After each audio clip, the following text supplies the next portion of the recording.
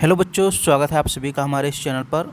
बच्चों, हम लोग मध्यकालीन भारतीय इतिहास में फ़िरोज़ शाह तुगलक के बारे में पढ़ रहे थे और इस पर अभी तक एक वीडियो मैंने बनाया है। उसमें मैंने फ़िरोज़ शाह तुगलक के बारे में बहुत सारी चीज़ें आपको बताई थी।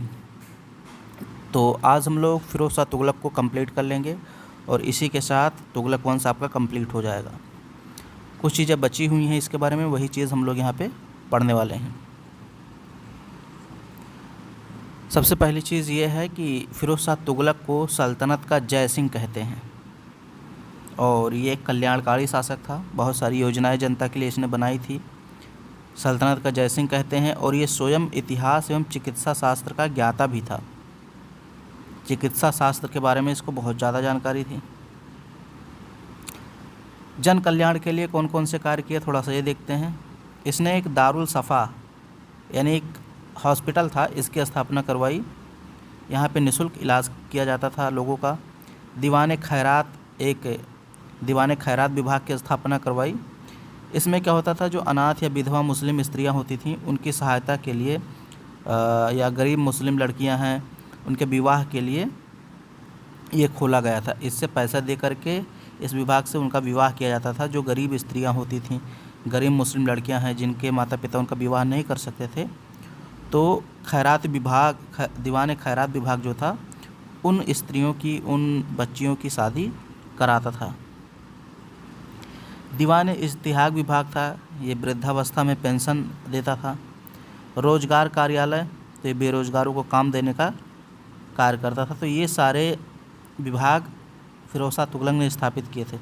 रोजगार कार्यालय, दीवान इश्तिहाक, दीवान खैरात, दारुल सफ़ा। और फ़िरोज़ ने दंड संहिता को अधिक मानवीय बनाया, यानी जो कठोर सजाएं थी उसको धीरे धीरे ये समाप्त कर देता है। कहा जाता है इसके समय 1,80,000 दास थे। फ़िरोज़ शाह तुगलक के कितने दास थे? 1,80,000। ये अफ़ीफ़ के अनुसार जानकारी दी गई है। अफ़ीफ़ एक इतिहासकार है जो बताता है फ़िरोज़ शाह तुगलक के ग़ुलामों की संख्या 1,80,000 थी। इसको ग़ुलामों का शौक़ था और इसीलिए ग़ुलामों की देख रेख के लिए, उनकी शिक्षा के लिए एक विभाग की स्थापना की थी जिसको दीवान बंदगान कहते हैं।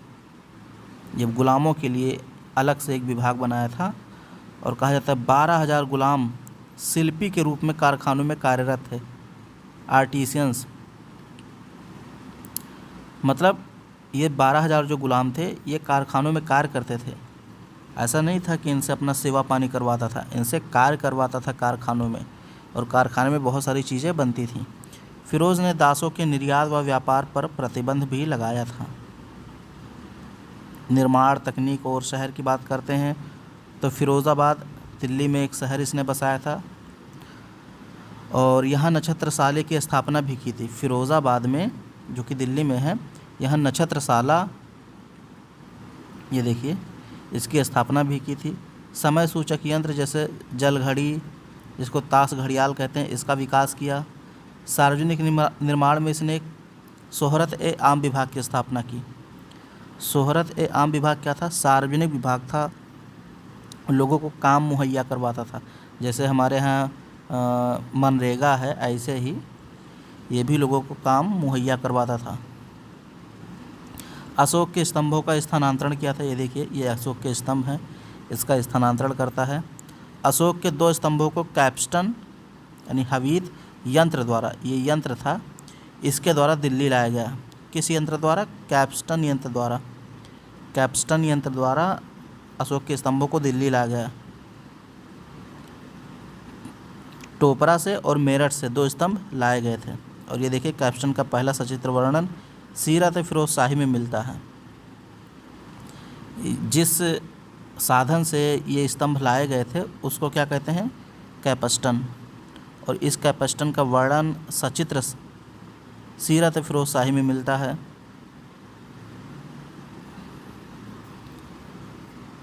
और आर्थिक समृद्धि और मुद्रा सुधार, तो मैंने बताया कि भाई इसने सिक्के भी चलवाए थे। जैसे संसगनी, चांदी का सिक्का चलाया था जो 6 जीतल के बराबर होता था। जीतल यानी तांबे का सिक्का होता था, तो 6 जीतल के बराबर एक संसगनी होता था चांदी का सिक्का। इसने अधा और बिख नामक सिक्के भी चलाए थे, बहुत पूछा जाता है। अधा और बिख नामक सिक्के किसने चलाए? फिरोज शाह तुगलक। अब ये देखिए, ये अधा है, मतलब ये तांबे का होता था और ये जीतल का आधा होता था। और ये बिख है, ये भी तांबे का होता था और जीतल का 1/4 होता था। और भी इसने हस्तगनी चलाया जो 8 जीतल के बराबर था। दोगानी जो संसगनी का आधा था ये भी चलाया। तो दोगानी, हस्तगनी, आधा, बिख, संसगनी, ये सब फिरोज शाह तुगलक ने चलाया था। और अफीफ कहता है कि लोगों की समृद्धि इतनी बढ़ी कि वे अलाउद्दीन के काल को भूल गए। कृषक वर्ग की कोई ऐसी स्त्री नहीं थी जिसके पास आभूषण ना हो, यानी लोग अमीर हो रहे थे फिरोज शाह तुगलक के समय। साहित्य और अनुवाद और संरक्षण की बात करें तो अनुवाद विभाग की इसने स्थापना की थी। दलाइल फिरोज शाही, नगरकोट से प्राप्त संस्कृत ग्रंथों का फ़ारसी में अनुवाद कराया था इसने। किस नाम से? दलाइल फिरोज शाही के नाम से। और अनुवाद किसने किया था? अजीजुद्दीन खालिद किरमानी ने। ठीक है, तो कहा जाता है ये अपनी आत्मकथा स्वयं लिखता है, फुतुहात फिरोज शाही के नाम से।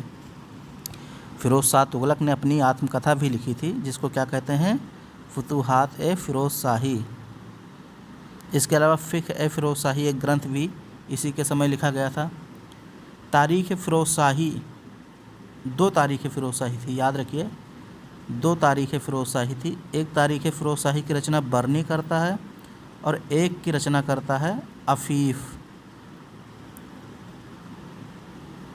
विद्वानों का सम्मान भी किया था फिरोज शाह तुगलक ने। इसके समय में जैन विद्वान राजशेखर और एक राजकवि थे अजुद्दीन खालिद खानी, तो ये आए थे और इनका सम्मान किया था। वज़ीर पद का स्वर्ण युग, खाने जहाँ मकबूल, ये कई बार पूछा गया है कि किस शासक या किस सुल्तान के समय वज़ीरों का स्वर्ण युग था, वज़ीर ज़्यादा पावरफुल थे, तो वो था फिरोज शाह तुगलक का समय। खाने जहाँ मकबूल इसका वज़ीर था। फिरोज शाह तुगलक का वज़ीर कौन था? खाने जहाँ मकबूल।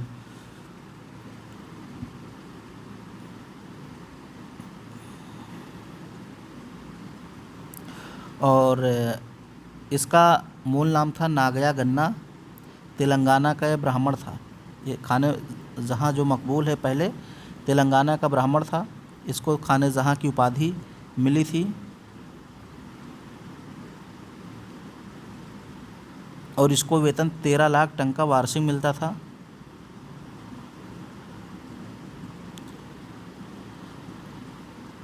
हौज खास में निर्मित मकबरा और दिल्ली में निर्मित प्रथम अष्टभुजाकार मकबरा इसी के समय बना था। सैन्य अभियान, विजय और विध्वंस, नगरकोट। फिरोज शाह तुगलक ने नगरकोट पे आक्रमण किया था 1361 के आसपास और ज्वालामुखी मंदिर को लूटा था। ये देखिए नगरकोट है और यहीं से संस्कृत पुस्तकें इसको प्राप्त हुई थी। 1359 ईस्वी के आसपास इसने जाजनगर उड़ीसा पर भी आक्रमण किया और जगन्नाथ मंदिर को लूटा और गजपति शासक से अधीनता स्वीकार करवाई। यहाँ देखिए ये जाजनगर उड़ीसा है। इसके समय में विद्रोह भी हुआ था कटेहर में, यानी रुहेलखंड में। शासक खड़कू के विद्रोह को कुचलने के लिए कत्लेआम किया।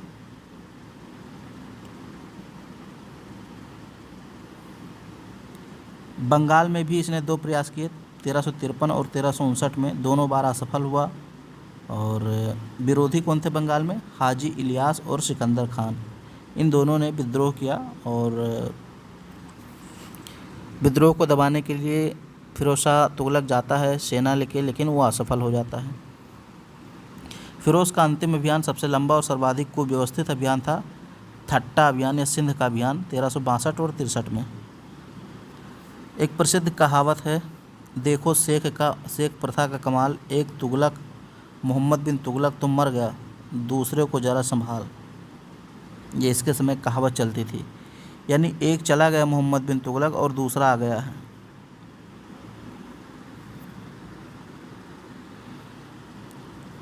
उत्तराधिकार का संकट। अब फिरोज शाह तुगलक के बाद इसका एक पुत्र रहता फ़तेह खान। तो शासक तो फ़तेह खान को बनना चाहिए, लेकिन फ़तेह खान की मृत्यु हो जाती है। तो फ़तेह खान का बेटा था तुगलक शाह, यानी कि फ़िरोज़ शाह तुगलक का पौत्र था, पोता था तुगलक शाह, ये उत्तराधिकारी बन जाता, क्योंकि जो बेटा था फ़तेह का वो तो मर ही गया था। तो तुगलक शाह शासक बनता है कुछ समय तक, फिर अबू बकर बनता है, फिर मोहम्मद शाह बनता है, अलाउद्दीन सिकंदर शाह बनता है और फिर नासिरुद्दीन महमूद बनता है। ये सब बहुत अयोग्य शासक रहते हैं, एक एक दो दो वर्ष और कुछ कुछ महीने शासन करते हैं। नासिरुद्दीन महमूद इसमें थोड़ा इम्पोर्टेंट है। अंतिम सुल्तान और तैमूर का आक्रमण इसी के समय होता है।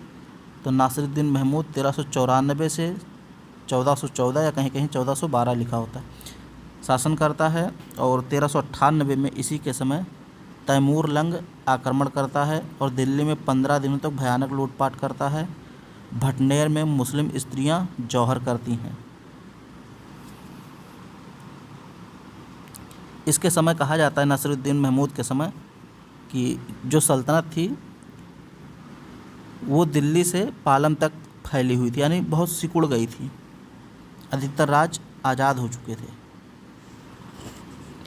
फ़िरोज़ शाह तुगलक एक विरोधाभासी विरासत, निर्माता और कल्याणकारी। इसने नहरें, अस्पताल, रोजगार, ये सारी चीज़ें दी। फिरोज़ाबाद, जौनपुर नगर स्थापित किए, अशोक स्तंभों को संरक्षण दिया। दुर्बल नीति की बात करें तो सिंध और बंगाल में असफल हो जाता है, अयोग्य उत्तराधिकारी इसके होते हैं, तैमूर का आक्रमण होता है और वंश का अंत हो जाता है। 1412 ईस्वी में तुगलक वंश का पूर्णतः समापन हो गया। तो ये अब हम लोग आगे जो है सैयद वंश और लोदी वंश के बारे में पढ़ेंगे। तुगलक वंश में मैंने सारी चीज़ें पढ़ा दी हैं, अगर कुछ बचा हुआ है तो आप कमेंट बॉक्स में कमेंट कीजिए, वो भी पढ़ा दिया जाएगा। फ़िलहाल मेरे ख्याल से कुछ बचा नहीं है। वीडियो पसंद आए तो उसको लाइक शेयर सब्सक्राइब ज़रूर करें।